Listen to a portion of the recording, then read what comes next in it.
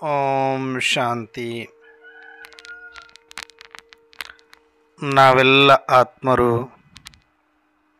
ಭ್ರೂ ಮಧ್ಯದಲ್ಲಿ ಸ್ಮೃತಿ ಸ್ವರೂಪರಾಗುತ್ತಾ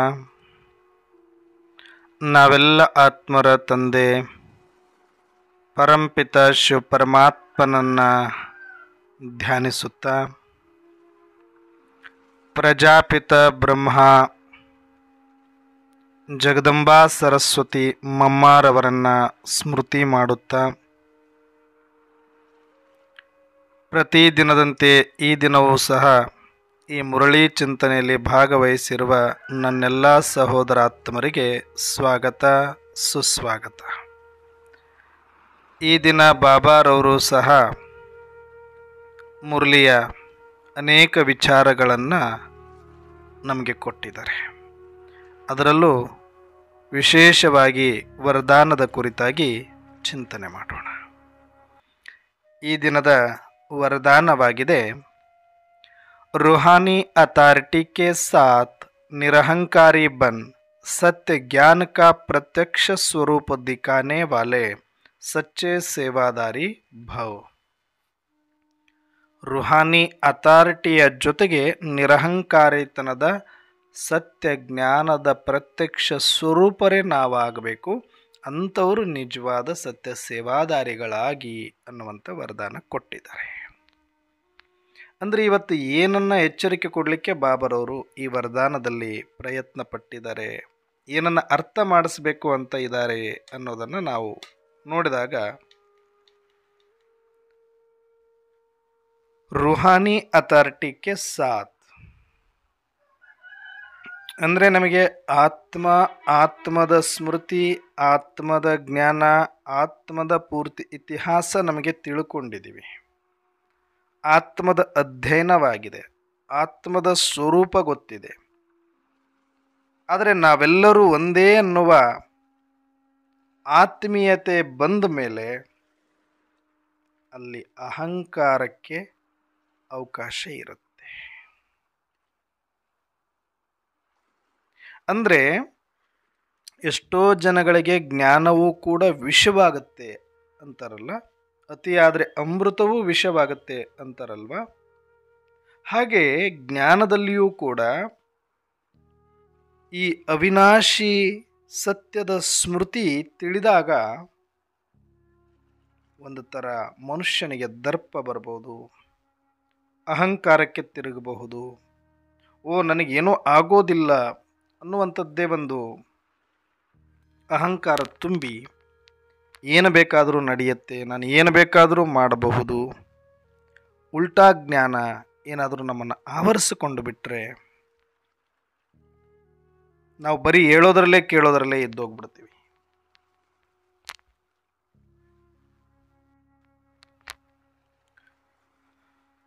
ಜ್ಞಾನ ಎಷ್ಟು ನಮ್ಮಲ್ಲಿ ತುಂಬ್ತಾ ಹೋಗುತ್ತೆ, ಅದರ ಪ್ರತ್ಯಕ್ಷತೆಯೇ ನಿರಹಂಕಾರಿತನ, ಬಾಗುವಿಕೆ. ಹೇಗೆ ಒಂದು ಬೀಜ ಅದು ಗಟ್ಟಿಯಾಗಿರುತ್ತೆ, ಬೀಜ ಸಾರ ರೂಪದಲ್ಲಿ ಇರುತ್ತೆ, ಗಟ್ಟಿಯಾಗಿರುತ್ತೆ.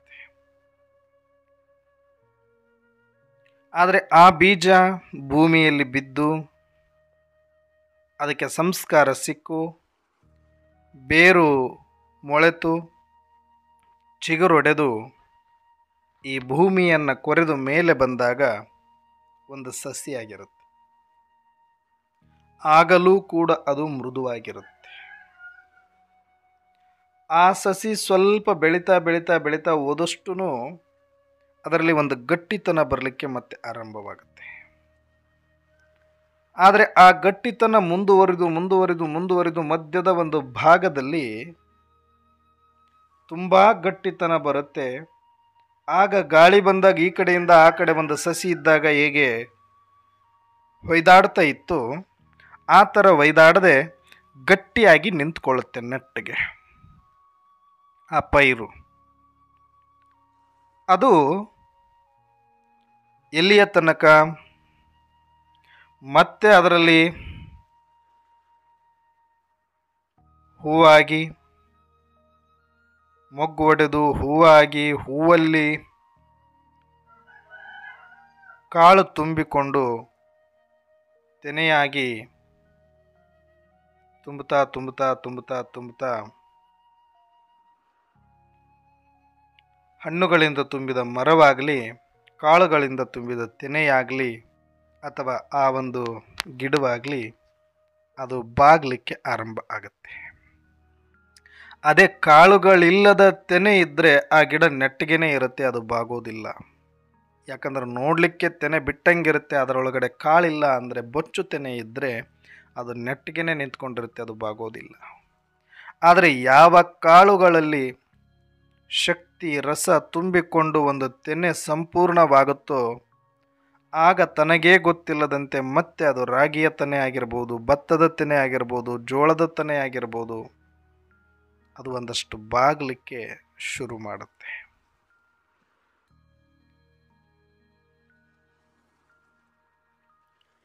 ಆ ಬಾಗುವಿಕೆಯಿಂದ ಗೊತ್ತಾಗುತ್ತೆ, ಓಹೋ ಇದು ಸಂಪೂರ್ಣವಾಗಿ ತುಂಬಿಕೊಂಡಿದೆ. ಆ ತುಂಬಿಕೊಂಡಿದ್ದರ ಸೂಚನೆ ಏನು? ಬಾಗುವಿಕೆ.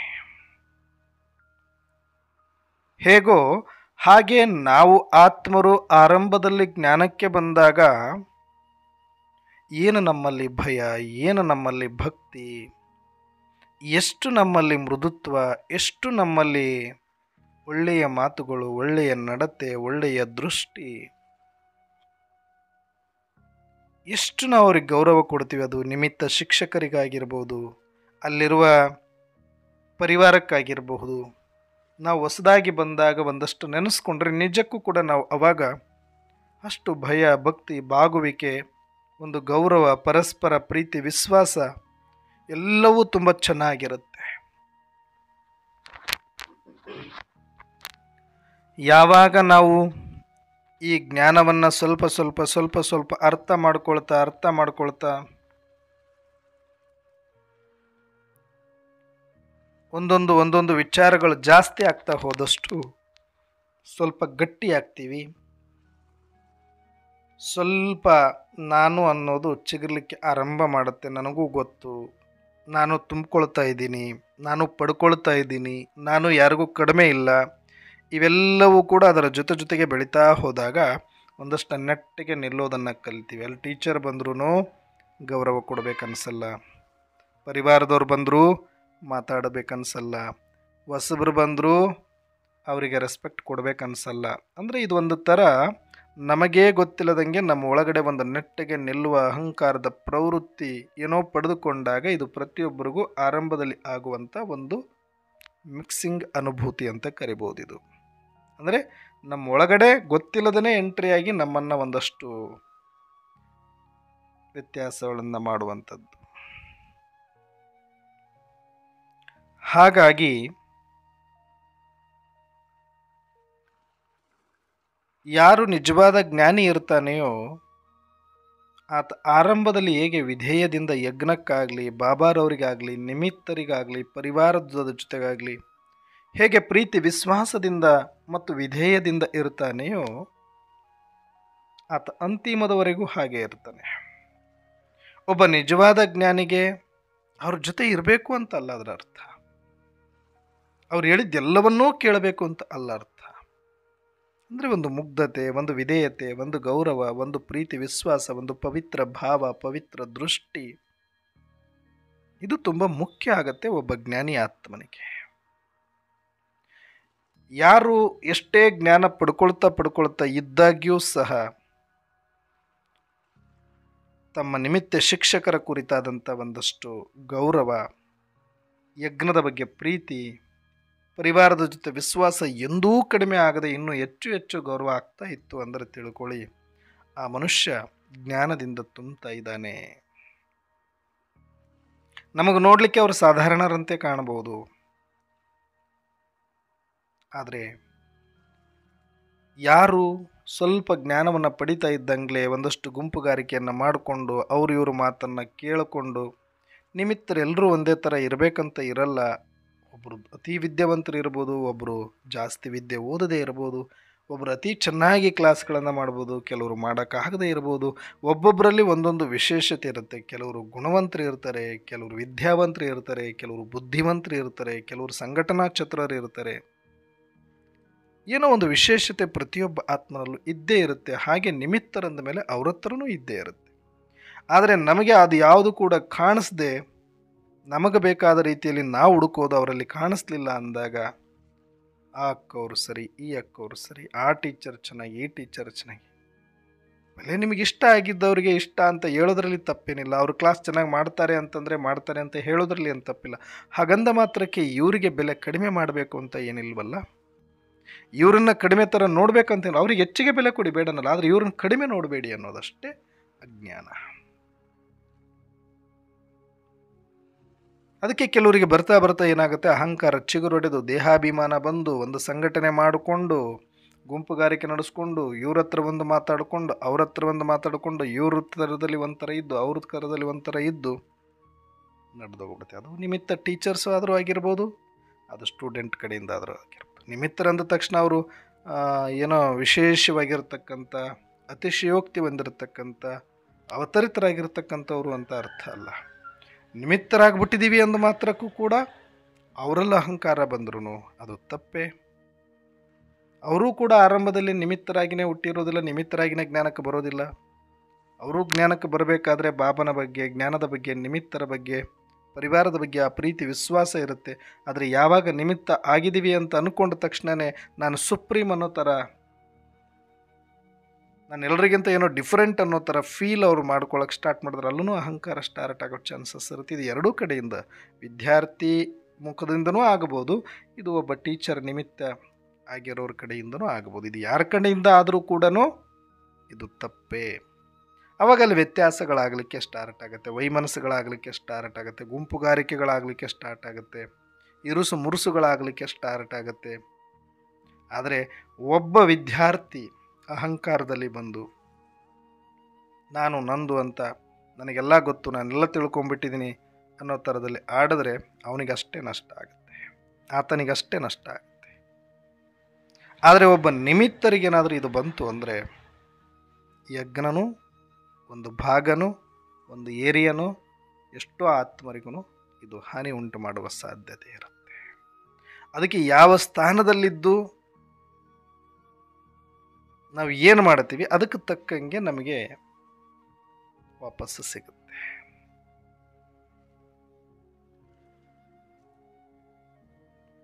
ಮಕ್ಕಳು ತಪ್ಪು ಮಾಡಿದ್ರೆ ಅದಕ್ಕಿರೋ ಶಿಕ್ಷಣೆ ಬೇರೆ, ದೊಡ್ಡವರು ತಪ್ಪು ಮಾಡಿದ್ರೆ ಅದಕ್ಕಿರೋ ಶಿಕ್ಷಣೆ ಬೇರೆ. ಒಬ್ಬ ತಿಳುವಳಿಕಸ್ಥ ಎಜುಕೇಟೆಡ್ ಆಗಿ ಅದನ್ನ ಮಾಡಿದರೆ ಅದು ಬೇರೆ. ಒಬ್ಬ ಒಳ್ಳೆ ಉದ್ಯೋಗದಲ್ಲಿದ್ದು ಒಬ್ಬ ಉನ್ನತ ಸ್ಥಾನದಲ್ಲಿದ್ದು ಆ ವ್ಯಕ್ತಿ ಮಾಡಿದರೆ ಅದಕ್ಕೆ ಬೇರೆ ಶಿಕ್ಷೆ ಇದೆ. ತಪ್ಪು ಒಂದೇ, ಆ ಸ್ಥಾನಮಾನಗಳಿಗೆ ತಕ್ಕಂತೆ ಶಿಕ್ಷೆಯ ಪ್ರಮಾಣ ಹೆಚ್ಚಿರುತ್ತೆ. ಹೇಗೋ ಹಾಗೆ ಇಲ್ಲಿಯೂ ಕೂಡ ನಮ್ಮ ಸ್ಥಾನಮಾನಗಳು ಡ್ರಾಮಾನುಸಾರನೇ ಸಿಕ್ಕಿದ್ರೂ ಸಹ ನಮ್ಮಲ್ಲಿ ಅಹಂಕಾರ ಬಂತು ಅಂದಾಗ ಅದರಿಂದ ಆಗುವ ನಷ್ಟದ ಪ್ರಮಾಣ ಒಬ್ಬ ವಿದ್ಯಾರ್ಥಿಯಾಗಿದ್ದರೆ ತನಗಾಗಬಹುದು, ತನ್ನ ಪರಿವಾರಕ್ಕಾಗಬಹುದು, ಲೌಕಿಕತೆ ಒಂದಷ್ಟು ಡಿಸ್ಟರ್ಬೆನ್ಸ್ ಆಗುತ್ತೆ. ಆದರೆ ಒಬ್ಬ ನಿಮಿತ್ತರಾಗಿ ಅವರಿಗೆ ಅಹಂಕಾರ ಬಂತು ಅಂದರೆ ಅಷ್ಟು ಆತ್ಮರು ಡಿಸ್ಟರ್ಬೆನ್ಸ್ ಆದಾಗ ಅದರ ಬೋಜವೂ ಕೂಡ ನಮಗಾಗತ್ತೆ. ಅದಕ್ಕೆ ಬಾಬರವರು ಇವತ್ತಿಗೂ ಹೇಳ್ತಾರೆ, ಬಚಪನ ಕಾ ದಿನ ಬುಲಾ ಅನ್ನೋದೇನ. ಸ್ವಲ್ಪ ನೆನೆಸ್ಕೊಳ್ಳಿ, ನಿಮ್ಗೆ ಅಹಂಕಾರ ಬಂದರೆ, ಅಭಿಮಾನ ಜಾಸ್ತಿ ಆದರೆ, ನಾನು ಶ್ರೇಷ್ಠ ಅನ್ನುವ ಒಂದು ಭಾವ ಮೂಡಿದಾಗ ಒಂದು ಪ್ರಶ್ನೆ ಕೇಳ್ಕೊಳ್ಳಿ, ನಾನು ಮೊದಲು ಹೆಂಗಿದ್ದೆ? ಇವತ್ತು ನಾವು ಏನು ಬೇಕಾದರೂ ಆಗಿರ್ಬೋದು. ಯಜ್ಞದೊಳಗಡೆ ಬಾಬರವ್ರು ನಮಗೆ ಚಾನ್ಸ್ ಕೊಟ್ಟು ನಮಗೆ ಡ್ರಾಮಾ ಸಪೋರ್ಟ್ ಮಾಡಿ ನಾವು ಏನು ಬೇಕಾದರೂ ಇವತ್ತು ಆಗಿರ್ಬೋದು. ಆದರೆ ಅವತ್ತು ನಾನು ಡೇ 1 ಬಂದನಲ್ಲ, ಈ ಜ್ಞಾನಕ್ಕೆ ಯಾರೋ ನಮಗೆ ನಿಮಿತ್ತರಾಗಿ ಕರ್ಕೊಂಡು ಬಂದಿರ್ಬೋದು.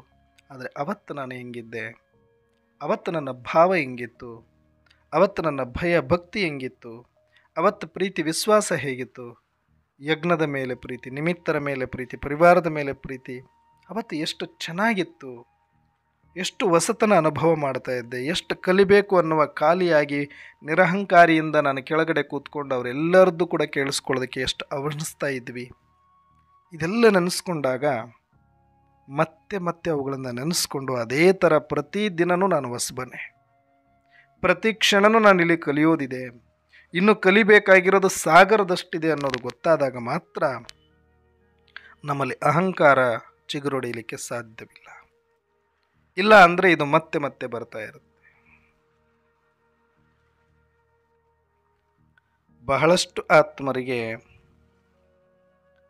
ಈ ಒಂದು ಸಮಯದಲ್ಲಿ ಇದು ತುಂಬ ಮುಖ್ಯವಾದಂಥ ವರದಾನ ಅಂತ ನಾನು ಅಂದ್ಕೊಳ್ತೇನೆ. ಯಾಕೆ ಅಂತಂದರೆ, ಒಂದಷ್ಟು ಜ್ಞಾನ ತಿಳಿದ ಮೇಲೇ ನಮಗೆ ಪ್ರಾಬ್ಲಮ್ಸ್ಗಳು, ನಮ್ಮ ಮನಸ್ಸೊಳಗಡೆ ಅನೇಕ ಸಂಶಯಗಳು ಹೇಳಲಿಕ್ಕೆ ಸ್ಟಾರ್ಟ್ ಆಗುತ್ತೆ. ಆರಂಭದಲ್ಲಿರೋ ಸಂಶಯಕ್ಕೆ ಯಾರೋ ಒಬ್ಬರು ಉತ್ತರ ಕೊಟ್ಟಾಗ ಅದು ಸಮಾಧಾನ ಪಡೋದು ಬೇರೆ. ಒಂದು ಹಂತಕ್ಕೆ ಬಾಬಾರವರಿಂದ ಎಲ್ಲ ಜ್ಞಾನವನ್ನು ಕೇಳ್ತಾ ಕೇಳ್ತಾ ಕೇಳ್ತಾ ಕೇಳ್ತಾ ಪರಿವಾರವನ್ನು ಅರ್ಥ ಮಾಡ್ಕೊಳ್ತಾ ಒಂದು ಹಂತಕ್ಕೆ ಬಂದ ಮೇಲೆ ಏನು ಸಂಶಯ ಬೆಳ್ತಾವಲ್ಲ, ಅದನ್ನು ನಿವಾರಣೆ ಮಾಡ್ಕೊಳ್ಳೋದು ತುಂಬ ಕಷ್ಟ ಇರುತ್ತೆ. ಹಾಗಾಗಿ ಎಷ್ಟು ನಾವು ಖಾಲಿ ಅಂದ್ಕೊಳ್ತೀವಿ, ಎಷ್ಟು ನಾವು ಇನ್ನೂ ಕಲಿಯೋದಿದೆ ಅಂದ್ಕೊಳ್ತೀವಿ, ಎಷ್ಟು ನಾವು ಇನ್ನೂ ಆಳಕ್ಕೆ ಹೋಗಬೇಕು ಅಂದ್ಕೊಳ್ತೀವಿ, ಅಷ್ಟು ಇಲ್ಲಿ ನಾವು ಗಟ್ಟಿ ಆಗ್ತೀವಿ ಮತ್ತು ಉಳ್ಕೊಳ್ತೀವಿ. ಜ್ಞಾನ ಅಂತಂದರೆ ಬರೀ ಹೇಳೋದಕ್ಕಾಗಲಿ, ಅಹಂಕಾರ ಪ್ರದರ್ಶನಕ್ಕಾಗಲಿ, ನಾನು ಅತಿ ಬುದ್ಧಿವಂತ ಅಂತ ತೋರಿಸ್ಕೊಳ್ಳೋದಕ್ಕಾಗಲಿ ಅಥವಾ ವಾದ ಮಾಡೋದಕ್ಕಾಗಲಿ ಇರುವಂಥದ್ದು ಅಲ್ಲ. ಯಾಕಂದರೆ ಜ್ಞಾನವನ್ನು ಭಕ್ತಿ ಮಾರ್ಗದಲ್ಲಿ ಅನೇಕ ಪಂಡಿತರು ಬಳಸ್ಕೊಂಡಿದ್ದೇನಕ್ಕೆ ಅಂದರೆ, ಅದನ್ನು ಅಳವಡಿಸ್ಕೊಂಡು ಸ್ವರೂಪದಲ್ಲಿ ತಂದಿರೋರು ಕೆಲವು ಬೆರಳೆಣಿಕೆಯಷ್ಟು ಸಂತರು, ಶರಣರು, ಮಹಾತ್ಮರ ಇತಿಹಾಸದಲ್ಲಿ ನಾವು ನೋಡ್ತೇವೆ. ಆದರೆ ಅಂಥವ್ರು ಸಾವಿರಾರು ಲಕ್ಷಾಂತರ ಜನ ಬಂದು ಹೋದರೂ ಕೂಡ ಅವರಲ್ಲಿ ಒಂದಷ್ಟು ಶಾಸ್ತ್ರಾಭ್ಯಾಸ, ವೇದಾಭ್ಯಾಸ ಆಯಿತು ಅಂದರೆ ಬರೀ ಅದನ್ನು ಹೇಳೋದಕ್ಕೆ ಕೇಳೋದಕ್ಕೆ ಮಾತ್ರ ಇಟ್ಕೊಳ್ತಾರೆ. ನಾನು ಭಾರಿ ಬುದ್ಧಿವಂತ ಅಂತ ತೋರಿಸ್ಕೊಳ್ಳೋದಕ್ಕೆ ಮಾತ್ರ, ಪ್ರದರ್ಶನಕ್ಕೆ ಮಾತ್ರ ಇಟ್ಕೊಳ್ತಾರೆ. ಆದರೆ ಧಾರಣಾ ಸ್ವರೂಪದಲ್ಲಿ ಅದು ಕಾಣಿಸೋದಿಲ್ಲ.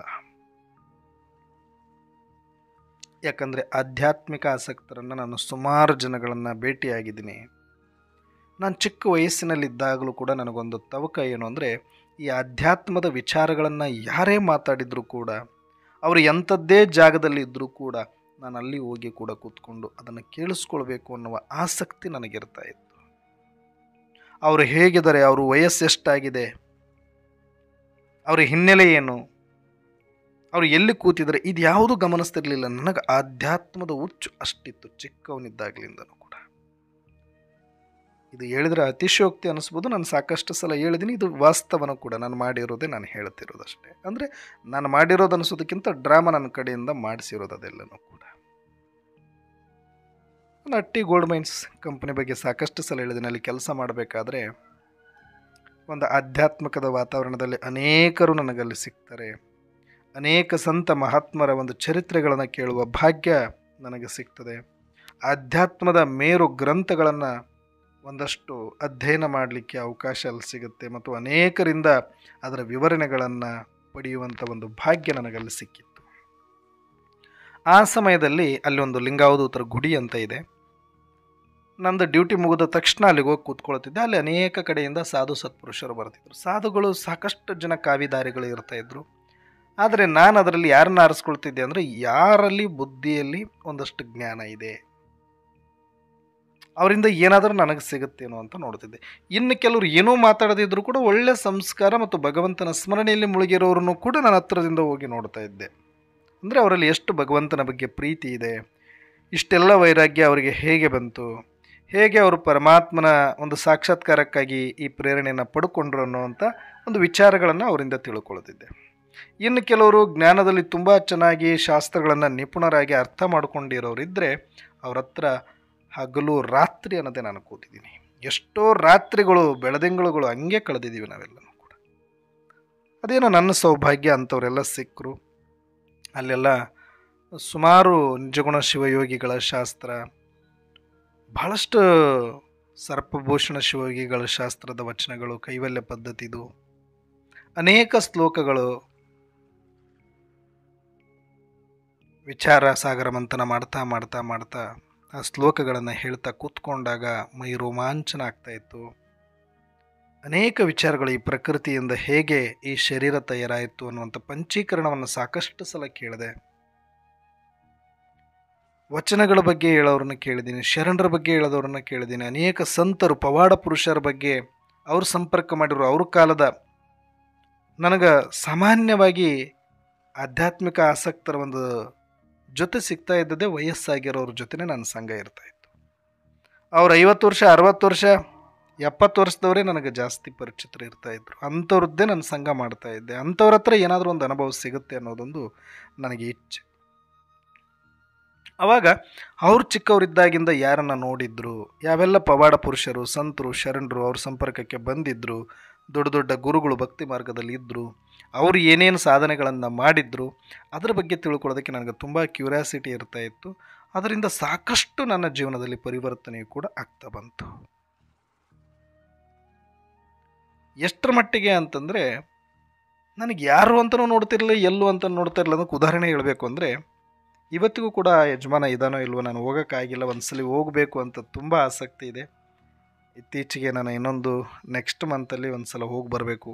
ಗೋಲ್ಡ್ ಮೈನ್ಸಿಗೆ ಹೋಗಿ ಅದೆಲ್ಲ ಪ್ಲೇಸ್ಗಳನ್ನು ನೋಡ್ಕೊಂಡು ಒಂದ್ಸಲಿ ನಿಮಗೆಲ್ಲ ಆ ಪ್ಲೇಸ್ಗಳನ್ನು ವಿಡಿಯೋ ಮಾಡಿ ತೋರಿಸ್ಬೇಕು ಅಂತ ನನಗೂ ಆಸೆ ಇದೆ. ನೋಡೋಣ, ಅದು ಡ್ರಾಮಾನುಸಾರನೇ ಆಗಬೇಕು. ನಾನು ಅಂದ್ಕೊಂಡಿರೋದು ಆಗುತ್ತೆ ಅಂತೆಲ್ಲ, ಬಟ್ ನನಗೆ ಇಚ್ಛೆ ಇದೆ ನಿಮಗೆಲ್ಲರಿಗೂ ಆ ಪ್ಲೇಸ್ಗಳು ತೋರಿಸ್ಬೇಕು ಅಂತ. ಅಲ್ಲೂ ಸುಮಾರು ಜನ ನನ್ನ ಆಧ್ಯಾತ್ಮಿಕ ಆಸಕ್ತ ಒಂದು ಪರಿವಾರ ಇದೆ ಭಕ್ತಿ ಮಾರ್ಗದಲ್ಲಿ. ಅಲ್ಲಿ ಒಬ್ಬ ವಯೋವೃದ್ಧ ಅಜ್ಜ ಬಸ್ ಸ್ಟ್ಯಾಂಡ್ ಅಪೋಸಿಟ್ ಕ್ಯಾಂಪಲ್ಲಿ ಒಂದು ಜಾಲಿ ಗಿಡದ ಕೆಳಗೆ ಒಂದಷ್ಟು ಗೋಣಿಚೀಲ ಹಾಸ್ಕೊಂಡು ಈ ಚಪ್ಪಲಿ ಹೊಲಿಯುವಂಥ ಕಾಯಕವನ್ನು ಮಾಡ್ತಾಯಿದ್ರು. ಯಾರೇ ಬಂದರೂ ಕೂಡ ಅಲ್ಲಿ ಆತನ ಸುತ್ತ ಆತನ ಸಂಘ ಎಂಥವ್ರ ಜೊತೆಗೆ ಆತನ ಯಾರನ್ನು ಕೂಡಿಸ್ಕೊತಿದ್ದ ಅಂದರೆ, ಯಾರು ಒಂದಷ್ಟು ವಚನಗಳ ಬಗ್ಗೆ, ಭಗವದ್ಗೀತೆ ಬಗ್ಗೆ, ಶಾಸ್ತ್ರದ ಬಗ್ಗೆ ಮಾತಾಡ್ತಾ ಇದ್ರು ಅಂಥವ್ರು ಮಾತ್ರ ಆತನ ಹತ್ರ ಹುಡ್ಕೊಂಡು ಬಂದು ಕೂತ್ಕೊಳ್ಳೋರು. ಯಾಕಂದರೆ ಎಲ್ಲರೂ ಕೂಡ ಒಂದೇ ಟೈಮು ಅವರು ಬಿಡುವಿರೋಕ್ಕಾಗಲ್ಲ. ಯಾರೋ ಒಬ್ಬರು ಊರಿಗೆ ಹೋಗಿರ್ತಾರೆ, ಯಾರ್ದೋ ಒಂದು ಕೆಲಸ ಇರುತ್ತೆ, ಯಾರ್ದೋ ಒಂದು ಡ್ಯೂಟಿ ಇರುತ್ತೆ. ಆದರೆ ಅಲ್ಲಿ ಹೆಂಗಂದರೆ, ಯಾರು ಆ ಟೈಮಿಗೆ ಫ್ರೀ ಇರ್ತದ್ರೆ ಅವ್ರು ಒಬ್ಬರು ಬಂದರೂ ಸರಿ, ಇಬ್ಬರು ಬಂದರೂ ಸರಿ, ಇವ್ರದ್ದು ಹಂಗೆ ಚಿಂತನೆ ನಡೀತಾನೆ ಇರ್ತಾಯಿತ್ತು, ಕಾಯಕ ನಡೀತಾ ಇರ್ತಾಯಿತ್ತು. ಇದನ್ನು ನಾನು ಎಷ್ಟೋ ಸಲ ಹೋಗ್ಬಿಟ್ಟು ನಾನು ಅಲ್ಲೇ ಕೂತ್ಕೊಂಡು ಸೈಡಲ್ಲಿ ಏನು ಗೊತ್ತಿಲ್ಲದಂಗೆ ಸುಮ್ಮನೆ ಕೇಳಿಸ್ಕೊಂಡು ಎದ್ದು ಬಂದಿದ್ದೆ. ಅವರು ನನ್ನ ಮುಖ ನೋಡೋರು ಮಾತಾಡೋರು, ಅವರು ಯಾರು ಅಂತ ನಾನು ಕೇಳ್ತಿರ್ಲಿಲ್ಲ. ನಾನು ಏನಕ್ಕೆ ಕೂತೀನಿ ಅಂತ ನಾನು ಹೇಳ್ತಾ ಇರಲಿಲ್ಲ. ಆದರೆ ಏನೋ ಒಂದು ಆಸಕ್ತಿ ಇದೆ, ಹುಡುಗ ಬಂದು ಕೂತಿದ್ದಾನೆ ಅಂತ ಅವ್ರು ತಮ್ಮ ಪಾಡಿ ತಾವು ಮಾತಾಡ್ತಾ ಇರ್ತಾಯಿದ್ರು. ನಾನು ಕೇಳ್ಕೊಂಡು ಬಂದಿರೋದೆ. ಇವತ್ತಿಗೂ ಅದು ನನಗೆ ನೆನಪಿದೆ. ಆ ಥರ ಮತ್ತು ಅಲ್ಲಿ ಲಿಂಗವಧೂತರ ಮಠದ ಹತ್ರ ಹೋದಾಗಂತೂ ಅಲ್ಲೇನು ಚಾಪೆ ಹಾಸ್ಕೊಳ್ಳೋಕೆ ಏನಲ್ಲ, ಒಂದು ಮರದ ಕೆಳಗಡೆ ಉಸ್ಕಿರ್ತಾ ಇತ್ತು. ಮಣ್ಣಲ್ಲೇ ಕೂತ್ಕೊಂಡು ಅದು ಎಷ್ಟು ಚೆನ್ನಾಗಿ ನಾವು ಆನಂದ ಮಾಡ್ತಾ ಇದ್ದೀವಿ ಅಧ್ಯಾತ್ಮದ ಚಿಂತನೆಗಳನ್ನು ಅಂದರೆ ಅಷ್ಟು ಚೆನ್ನಾಗಿ ಅನ್ನಿಸ್ತಾ ಇತ್ತು. ಹಾಗೆ ಆಧ್ಯಾತ್ಮಿಕ ಬೇಕು ಅನ್ನುವ ಹಸಿವಿದ್ದಾಗ ಅರ್ಥ ಮಾಡ್ಕೊಳ್ಳೋದು ಅಷ್ಟೇ ಮುಖ್ಯ. ಅರ್ಥ ಮಾಡ್ಕೊಂಡಂಗೆ ಅದಕ್ಕೆ ನಿರಹಂಕಾರಿತನ ಬೇಕಾಗುತ್ತೆ. ಅದನ್ನು ಪಡಿಬೇಕು ಅಂದಾಗ ಅದರ ಪ್ರತ್ಯಕ್ಷತೆ ಏನು ಅಂದರೆ ನಿರಹಂಕಾರಿತನ, ಪ್ರದರ್ಶನಕ್ಕಲ್ಲ. ಪ್ರದರ್ಶನ ಮಾಡಿದವ್ರದ್ದು ಯಾರ್ದು ಇವತ್ತು ಇತಿಹಾಸದಲ್ಲಿ ಹೆಸರು ಉಳಿದಿಲ್ಲ. ಯಾರು ನಿರಹಂಕಾರದಿಂದ ಎಲ್ಲವನ್ನ ಸ್ವೀಕಾರ ಮಾಡ್ತಾ ಹೋಗಿದಾರೋ ಅವರು ಉಳಿದಿದ್ದಾರೆ ಇವತ್ತು. ಹಾಗಾಗಿ ನಾವು ಕೂಡ ವಿಶೇಷವಾಗಿರತಕ್ಕಂಥ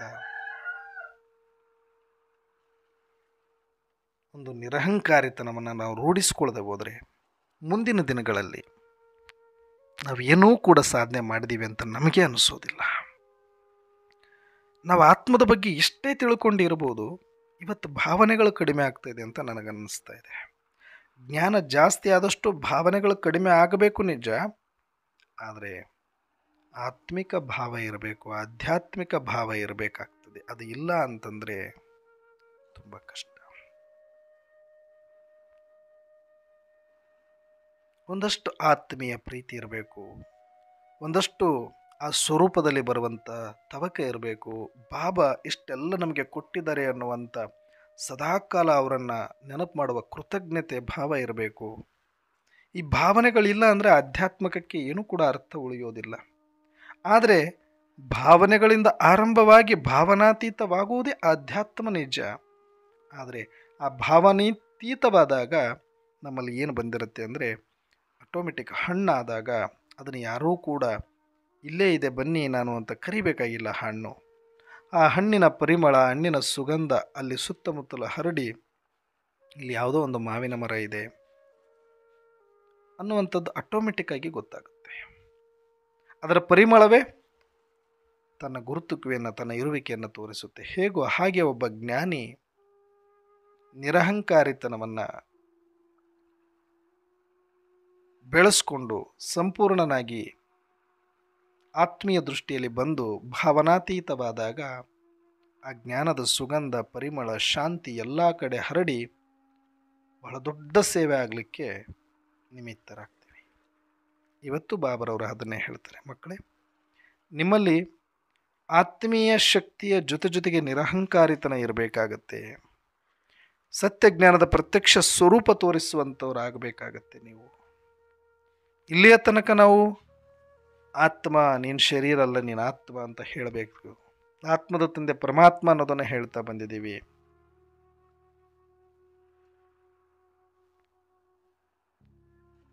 ಆತ್ಮದ ಮನೆ ಪರಮಧಾಮ ಅಂತ ಹೇಳ್ತಾ ಬಂದಿದ್ದೀವಿ. ನಮ್ಮ ಸ್ವಧರ್ಮ ಶಾಂತಿ ಅಂತ ಹೇಳ್ತಾ ಬಂದಿದ್ದೀವಿ.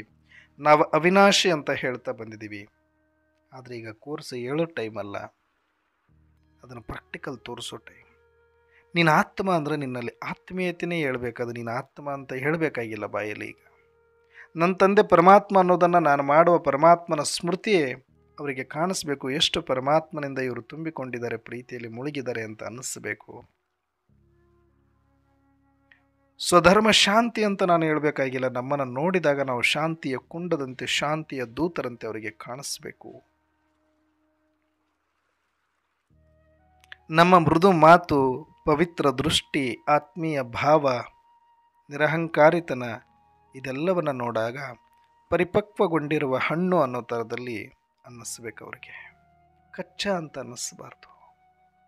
ಅಷ್ಟು ಪರಿಮಳಯುಕ್ತವಾಗಿ, ಆಕರ್ಷಣೀಯವಾಗಿ ಮತ್ತು ನಿರಹಂಕಾರಿತನದ ಒಂದು ಭಾವದಲ್ಲಿ ನಾವಿದ್ದಾಗ ನಿಜವಾದ ಸೇವೆ ಆಗತ್ತೆ. ಅಂಥವರೇ ಸತ್ಯ ಸೇವಾದಾರಿಗಳನ್ನೋದನ್ನು ಇವತ್ತು ಬಾಬರವರು ತಿಳಿಸಿದ್ದಾರೆ. ಅದಕ್ಕೆ ನಾವು ಕೂಡ ಇನ್ನು ನೀನು ಶರೀರ ಅಲ್ಲ, ನೀನು ಆತ್ಮ ಅಂತ ಹೇಳೋ ಬದಲಿಗೆ, ಕೋರ್ಸ್ ಚಾರ್ಟ್ಗಳನ್ನು, ಪ್ರದರ್ಶನಗಳನ್ನು ಇಟ್ಕೊಳ್ಳೋ ಬದಲಿಗೆ, ನಾವು ಒಬ್ಬೊಬ್ಬ ಬ್ರಹ್ಮಕುಮಾರಿ, ನಮ್ಮ ಪರಿವಾರದ ಒಬ್ಬೊಬ್ಬ ಆತ್ಮನೂ ಕೂಡ ಒಂದೊಂದು ಶಾಂತಿಯ ಕುಂಡದಂತೆ ಅವರು ಎಲ್ಲೇ ನಡೆದಾಡಲಿ, ಅವರು ಎಲ್ಲಿ ತನಕ ದೃಷ್ಟಿ ಬೀರ್ತಾರೋ, ಅವರು ಇರುವ ಸುತ್ತಮುತ್ತ ಎಲ್ಲ ಜಾಗಗಳಲ್ಲಿಯೂ ಕೂಡ ಅದೇ ಒಂದು ಪ್ರತ್ಯಕ್ಷತೆ ಆಗ್ತಾ ಇರಬೇಕು. ಇವರಲ್ಲಿ ಎಷ್ಟು ನಿರಹಂಕಾರಿತನ ಇದೆ, ಎಷ್ಟು ನಿಶ್ಚಿಂತತನ ಇದೆ, ಅದೆಲ್ಲನೂ ಗೊತ್ತಾಗ್ತಾ ಹೋಗಬೇಕು. ಆ ಥರ ನಾವು ಕೂಡ ಈಗ ಆತ್ಮ ಅಂತ ಹೇಳೋರಲ್ಲ, ಆತ್ಮನೇ ಆಗಬೇಕು. ಆ ಅವಿನಾಶಿ ಆತ್ಮ ಅಂತ ಹೇಳೋದಲ್ಲ, ನಾವು ಅಷ್ಟು ನಿರ್ಭಯತೆಯನ್ನು ತೋರಿಸಬೇಕು. ಯಾವುದಕ್ಕಾಗಿ ನಮ್ಮಲ್ಲಿ ಭಯ ಇರಬಾರ್ದು, ಹೆದರಿಕೆ ಇರಬಾರ್ದು, ಚಿಂತೆ ಇರಬಾರ್ದು, ದುಃಖ ಇರಬಾರ್ದು, ದ್ವೇಷ ಅಸೂಯೆಗಳಿರಬಾರ್ದು, ಗಾಬರಿ ಇರಬಾರ್ದು. ಇದೆಲ್ಲವೂ ನೋಡಿದಾಗ ಇವ್ರ ಆತ್ಮ ಅವಿನಾಶಿ ತತ್ವವನ್ನು ಧಾರಣೆ ಮಾಡಿಕೊಂಡಿರೋದ್ರಿಂದ ಇವರು ಎಷ್ಟು ನಿರ್ಭಯರಾಗಿದ್ದಾರೆ, ನಿಶ್ಚಿಂತರಾಗಿದ್ದಾರೆ ಅಂತ ಅವರಿಗೆ ಗೊತ್ತಾಗ್ಬಿಡಬೇಕು. ಅಷ್ಟರ ಮಟ್ಟಿಗೆ ನಾವು ಆತ್ಮೀಯತೆಯ ಅಭ್ಯಾಸವನ್ನು ಮಾಡಬೇಕು. ಅವಿನಾಶಿ ತತ್ವದಲ್ಲಿ ಬದ್ಧರಾಗಿರಬೇಕು.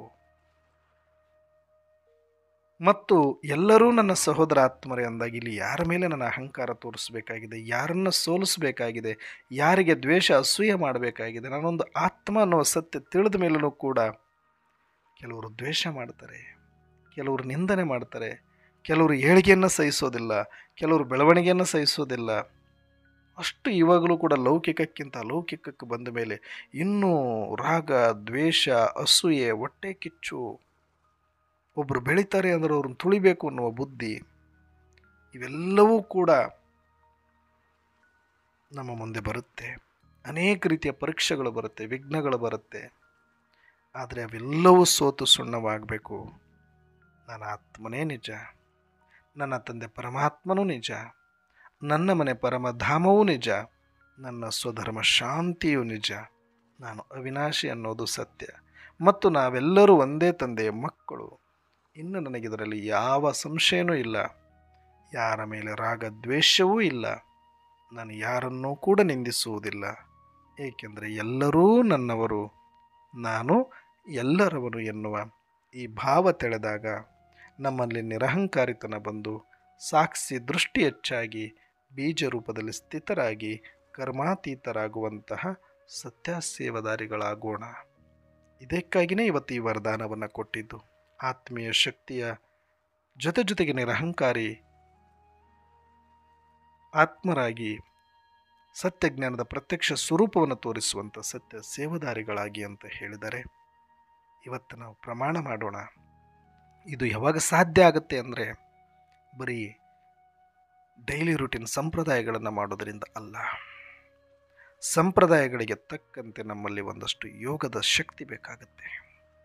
ಎಷ್ಟು ಯೋಗದಲ್ಲಿ ಇರ್ತೀವಿ, ಎಷ್ಟು ಯೋಗಿಯಾಗಿರ್ತೀವಿ ಅನ್ನೋ ಆಧಾರದ ಮೇಲೆ ನಾವು ಪ್ರಾಕ್ಟಿಕಲ್ ಸ್ವರೂಪದಲ್ಲಿ ಪ್ರತ್ಯಕ್ಷತೆಯನ್ನು ತೋರಿಸಲಿಕ್ಕೆ ಸಾಧ್ಯ.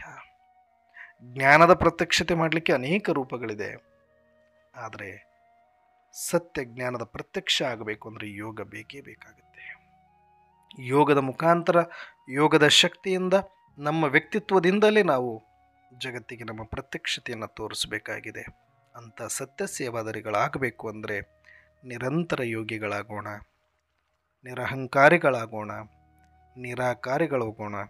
ನಾನೊಂದು ಆತ್ಮ ಆತ್ಮ ಆತ್ಮ ಆತ್ಮ ಎನ್ನುವ ಅನುಭೂತಿಯ ಜೊತೆಗೆ ನನ್ನ ತಂದೆ ಪರಮಾತ್ಮ, ನನ್ನ ಮನೆ ಪರಮಧಾಮ, ನನ್ನ ಸ್ವಧರ್ಮ ಶಾಂತಿ, ನಾನು ಎಲ್ಲರವನು, ಎಲ್ಲರೂ ನನ್ನವರು ಎನ್ನುವ ಈ ಭಾವದಲ್ಲಿ ಬಂದು ಎಲ್ಲದರಲ್ಲಿಯೂ ಕಲ್ಯಾಣವೇ ಕಲ್ಯಾಣ ಸಮಾವೇಶವಾಗಿದೆ ಅಂತ ತಿಳಿದು ಇದನ್ನೇ ಅಭ್ಯಾಸ ಮಾಡ್ತಾ ಹೋಗಿ. ನಿಮ್ಮ ಕಿವಿಗೆ ಯಾವುದೇ ಮಾತುಗಳು ಬಂದರೂ ಅಲ್ಲೇ ಫುಲ್ ಸ್ಟಾಪ್ ಮಾಡಿ. ಇಲ್ಲ ಸಲ್ಲದ ಮಾತುಗಳನ್ನು ಕೇಳುವುದೂ ಬೇಡ, ಇಲ್ಲ ಸಲ್ಲ ಮಾತುಗಳನ್ನು ಆಡುವುದೂ ಬೇಡ. ವ್ಯರ್ಥ ಅಂತೂ ಮೊದಲೇ ಬೇಡ. ನಾವೇನಿದ್ರೂ ನಮ್ಮ ಒಳಗಡೆ ಅಂತರ್ಮುಖಿಯಾಗಿ ಆತ್ಮದ ಸ್ಮೃತಿಯನ್ನು ಅಭ್ಯಾಸ ಮಾಡುವ ಒಬ್ಬ ಯೋಗಿಯಾಗಿ ನಾನು ಹೊರಹೊಮ್ಮಿದಾಗ, ದೀರ್ಘಕಾಲದ ಯೋಗದ ಅಖಂಡ ತಪಸ್ಸಿನಲ್ಲಿ ನಾನು ಮುಳುಗುವ ಪ್ರಯತ್ನ ಮತ್ತು ಅಭ್ಯಾಸ ಮಾಡಿದಾಗ ನಿಜವಾದ ಪ್ರತ್ಯಕ್ಷ ಸ್ವರೂಪ ತೋರಿಸುವಂಥ ಸೇವಾದಾರಿ ಆಗಲಿಕ್ಕೆ ಸಾಧ್ಯ.